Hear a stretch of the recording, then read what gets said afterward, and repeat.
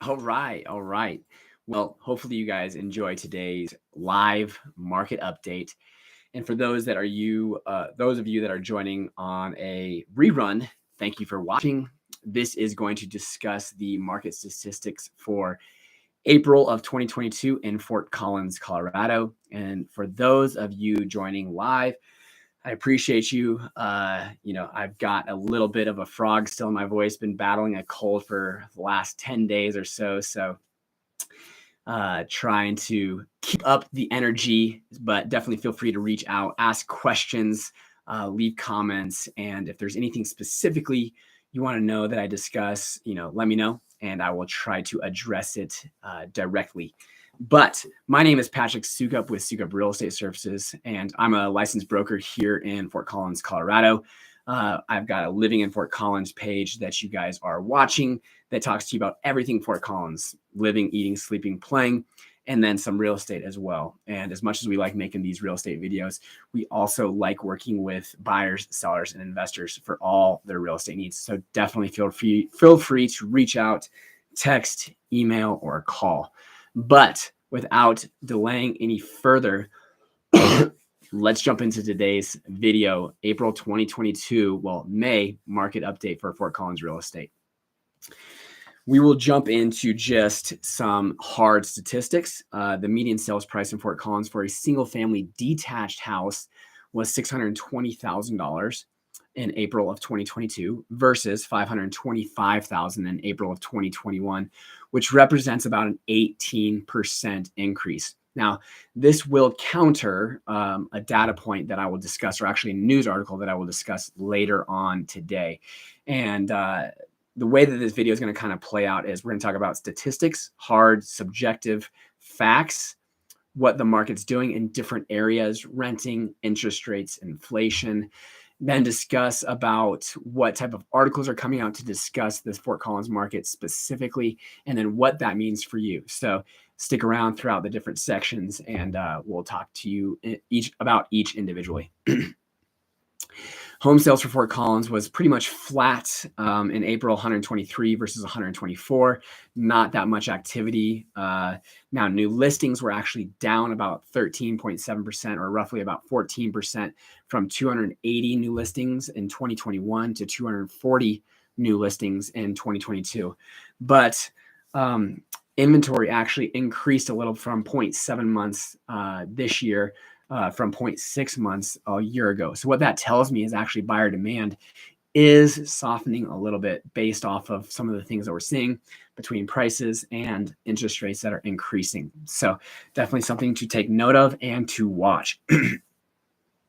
Price per square foot, though, is significantly up from $255 or up to $255 per square foot versus $203 per square foot, or a 26% increase. So what that's telling me is this base level of home in Fort Collins is getting raised. So less homes are selling for more. Homes in areas like Mission Hills, University Heights that might have less square footage are going to see kind of a base level price, which then pops their price per square foot up and impacts the Fort Collins market. So the houses with less square footage are seeing some of the best appreciation comparatively to the rest of the market. Now, one thing that is very interesting is price reductions. And in April of 2021, there was 23 homes that received a price reduction of around 2.5%, or about $20,000. And this year, April of 2022, we saw 32 homes have a price reduction during that same time period. So that's a 39% increase of homes that had a price reduction. And those price reductions averaged about 3%, or about $25,000 this year. So it is something to consider if you are selling your house, pricing your home. There is some there is a barrier. People aren't going to pay absurd amounts for specific homes. Now, other homes, they will. And I'll talk to you about a couple different stories that signify the differences between, a show-ready, move-in ready house versus maybe one that needs some work and the demand for those homes. One of the conversations that a lot of people are having are, well, how am I going to compete? I have to have cash to compete. And yes, there are a good portion of sales that are happening. And I'll actually do a in-depth video on financed offers versus cash, financed deals versus cash deals in a later video. But roughly over the last year, 12 to 14 months, we're seeing on average about 20% of homes, single family detached homes in Fort Collins, sell for cash. So still 80% of homes are being financed. So don't think that just because you're a financed offer does not mean that you're not going to be able to compete or get the deal. That statistic is definitely, I would say, kind of thrown in your face that you have to have cash. That's not necessarily the case. Now, the things that are coming into conversation significantly right now are interest rates, kind of hovered around 5 to 5.25%. Excuse me. Covered around 5 to 5.25%. Investor rates are usually about 0.5% more, depending on credit score and different factors. But interest rates are having impact. My buyers on a new construction are very concerned that aren't going to close in probably until late June or late July, depending on some specific factors. Inflation, more dollars going to less goods is up 8.5% when those numbers came in for March numbers in April. So we are seeing significant increases in gas, utilities, used vehicles. Those are some of the biggest drivers. But as you can probably guess, going to the convenience store, you might be paying a little bit more for your gallon of milk, or your vegetables, your produce. Different things are costing us more money, which is impacting our ability to afford different parts of our life. We talk about the affordability of owning a home, which usually is about 30% or less of your gross income. Well, that's true, but that number is much, much higher as of late. But so are other items. So people's incomes are really getting gobbled up pretty quickly from all the additional expenses that are not additional expenses, but items that are costing more than they used to a year ago. So inflation is a big deal. A great hedge against inflation is homeownership. Historically speaking, Keeping Current Matters had a infographic that kind of showed how home appreciation outpaced inflation over historically. Now, if you're looking at renting a 4-bedroom, 2-bath house built in 1975 with about 2,100 square feet in Fort Collins is going to run you about $2,500 per month, or about $650 per bedroom. Now, a 4-bedroom house to purchase in Fort Collins with those similar statistics, not necessarily the same age, but about 4-bed, 2-bath, 2,000 square feet, is going to be between $575,000 and $600,000. So it is more expensive right now. If you're putting 5% down, that monthly mortgage is more expensive than it is to rent. Now, things that to take into consideration when you buy a house and are paying a mortgage is a portion of your principal, interest, taxes, insurance, and PMI is that principal part. Each month, if you're putting 5% down on a $600,000 house, about $650 and increasing every month by a few bucks is going towards principal, or as I like to see it, kind of a savings account. On top of that, you are also seeing appreciation. I would say historically, healthy is about 5%. But we've seen some crazy numbers over the last few years. Hopefully that drops back. As I did a Instagram reel, some of those statistics and estimations for home appreciation are going to be between 3 to 5% over the next 5 years. So let's see here. Rental rates are up pretty significantly as well. Our renewals have jumped quite a bit. And then those that aren't renewing on our rental properties, when those properties go to market, we are putting them pretty close to market. And we're seeing, here's a prime example. We have a duplex in Northwest Fort Collins that was, when we bought it in 2016, it was getting $800 per month per side in rent. We raised the rent to $1,000, which was more market at that time, and then to $1,100 and then $1,200. The renewals that we offered to those clients were $1,250. So we wanted to keep our tenants in place. We like our tenants. They've been really great to us. So we wanted to keep them in place. If they did not renew, which one did not, we raised that rent to $1,600 per month, a $400 per month increase, or a 33% increase on that rental unit. It's what the market is calling for. Now, again, we are not trying to, put out our current tenants. We love our current tenants. We want to offer them a fair renewal rate. We think tenants are worth their weight in gold, especially the good ones. And so we want to take good care of them. But if those properties hit the market, they're seeing significant rental increases. That's a 2-bedroom, 1-bathroom for $1,600 in Northwest Fort Collins, built in the 70s. So those were kind of the hard, subjective facts about the market. What about some of the kind of objective rankings and articles that have recently come out? Well, Realtor.com has actually put out 2 articles. They kind of contradict each other, but I can see where they're coming from. As of Fort Collins ranked number 6 in where home buyers want to leave in the United States. 80% of Fort Collins people that are looking at listings are looking outside of the metro of Fort Collins, meaning those locals that are living here are looking outside of Fort Collins. And we rank at number 6 as one of the most desired places to leave. And a lot of the places that came in on that list were college towns. We are a big college town, Colorado State University. So a lot of those students can't necessarily afford here when they graduate. So they are looking outside of Fort Collins. It's a big, important factor for Fort Collins, the mayor of Fort Collins, how we move forward, bringing high-paying jobs, employment to Fort Collins and Northern Colorado. It's of vital importance for our health of Fort Collins. Now, on the flip side, Fort Collins was ranked as the number 8 emerging market in the United States out of 300 metros, topping, all different huge metros. We were the number 8 place that people were looking at buying and moving to as far as emerging market. So it talks to you about a discount that is still foreseen or as seen by people that are moving from California, New York, Boston, areas of Florida, the Northwest, parts of Texas, that are able to sell $700 million, $2 million houses and coming and buying more house for less dollars. So they're able to sell $1 million house, come here that was maybe 1,200 square feet, or let's just say 1,500 square feet, come here to Fort Collins, buy a 2,000 square foot house for $650,000 and pocket $350,000 to do whatever type of renovations they have. So perspective is key. Fort Collins is extremely expensive to locals, people like myself who were born and raised here, who are working as bar managers, football coaches, teachers.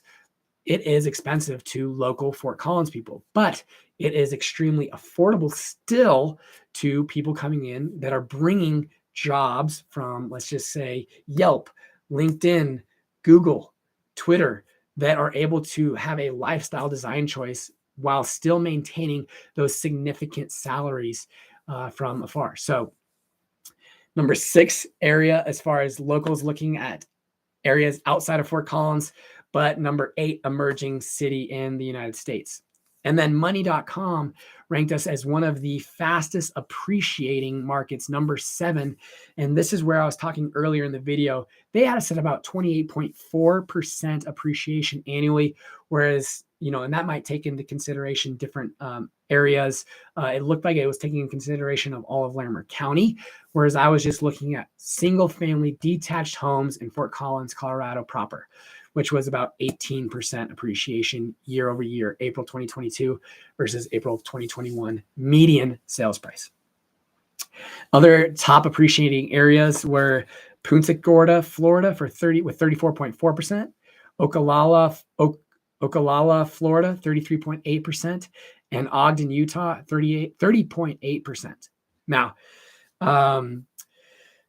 you can see that Fort Collins is appreciating. The rest of the country is appreciating, but there are some signs, kind of canary in the coal mines, possibly as far as price reductions, listings increasing, days on market increasing. So definitely something that we will watch and keep track of as we move forward. Now, there's kind of a couple stories that I want to talk to you about specifically that I and my team has specifically seen just over the last week.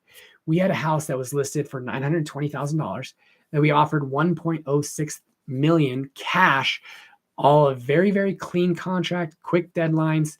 We got beat out significantly. Somebody was willing to go, not to say that it's going to, but was willing to go up to 1.25 million cash. So we got beat out. We got beat up bad. And we're really, really pretty upset about it because we thought we had a great contract. Another one of my clients, Connor, had a phenomenal contract. I'm actually really upset about this, and I'm going to have to figure out how I'm going to address it. But he actually was the highest offer, but did not have the highest appraisal gap coverage, which from my perspective, if I'm the listing agent, I'm going to come talk to that buyer's agent, and I'm going to say, hey, you're close. What can you do to increase that? Not necessarily even that it's needed. Of the 40 plus contracts that I've done in the last year that have included an appraisal gap coverage, only one has needed to actually put in place that appraisal gap. The other 39 have all appraised at or above list value. So to lose that deal was very frustrating, and I don't think it was necessarily a fair deal, which we'll have to figure out what we're going to do with that. But on the flip side, I had we had a listing that had, the seller wanted to list relatively high, and we only got one offer. We wanted to contract that with that one offer, but only one offer, and it was $15,000 above list. On another property that we had listed, we had multiple offers. We saw a very, very strong contract that we gave the opportunity to secure it. We let them secure it for a specific price, got that done with multiple offers at a listing price that we thought was fair, but it ended up going about 10% above list. Now, I had a buyer that we were working with that was listed at 590. We offered 599 with an escalation up to 625. We got it for 599 with a very clean, buyer-friendly contract. So the market is very interesting, and it's of vital importance to have a conversation with each and every listing agent and realize in the back of your head that just be careful with what you're listening to, because it might not necessarily be the full story, but you got to do your best and understand how dynamic this market is. So what does this all mean to you if you are looking at buying or selling or investing here in Northern Colorado? So if you are wanting to buy, if you are wanting to sell and then buy again here in Northern Colorado, consider taking some of the proceeds from the sale and buying down an interest rate so that you can still get an attractive rate that makes sense for you. You'll want to look at the break-even analysis of how long it's going to take for you to do that. But you could buy up to basically a 0.375% reduction in the rate. Talk to your lender and see how that all kind of plays out, because each individual lender operates differently, but roughly a 1 point of the loan value. So $400,000, 4,000 is 1 point to buy your loan from 5.375% to 5%. Simple math, but from there you can continue to do that. So if you're going to sell your house and you've made $200,000 in the last 2 years, take $4,000 and buy it down 0.375% if you can. That might make it more appealing for you to buy. Fort Collins is still affordable to out-of-state buyers. We kind of already have talked about that. To us locals here in Fort Collins, if you have not been in the game of buying, of owning real estate over the last 5, 10, even 2, 3 years, it's very difficult to get in, especially as a first-time home buyer. Not impossible, but difficult. The last thing that I would say that this is a vital importance for you as a buyer here in Fort Collins is I used to talk to my buyers and say, hey, when you buy real estate, you want to have a 3 to 5 year horizon just so that you can have enough time to pay down principal enough to afford the cost of selling on the backside. Commissions, title insurance, property taxes, insurance, closing fees, title fees, and the like. And if you held for 3 to 5 years, you could generally offset those costs. Now, we've been very fortunate over the last 10 years that our appreciation has far exceeded that to where you could sell after a year, 6 months, 2 years, and actually make money on the sale. But we are in a very unique market right now, a very dynamic, changing market right now. So for me, the risk level has gone from here to here when you buy, which how you can leverage and hedge that is by having an extended time horizon of owning a home. So rather than 3 to 5 years of owning, have a horizon of 5 to 10 years. And if the market continues to appreciate at 10, 15, 20%, and you're able to buy and sell and make money on the backside in 2 years, then great. But if the market just kind of chugs along either at 1% appreciation, 0%, or like it did in 2009 and 8, down 0.5% and down 2%, you're going to be able to withstand the storm when on the backside of that, year 3, 4, 5, 6, you start to see that 3, 4, 5% appreciation that offsets that 2% decline or 0.5% decline. So have an extended time horizon if you're looking at buying here in Fort Collins. Ultimately, it's an extremely strong market with lots of people moving here.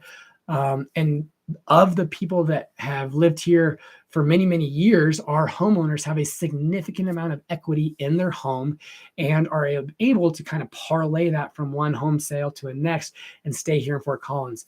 New homeowners, it's very difficult, but definitely, reach out to us. We'd be happy to have a conversation, set you up with a lender who can discuss kind of what the process looks like from getting your credit in line to getting your income and your reserves all set, crystal clear so that you can have a super sweet, sexy offer when that time comes.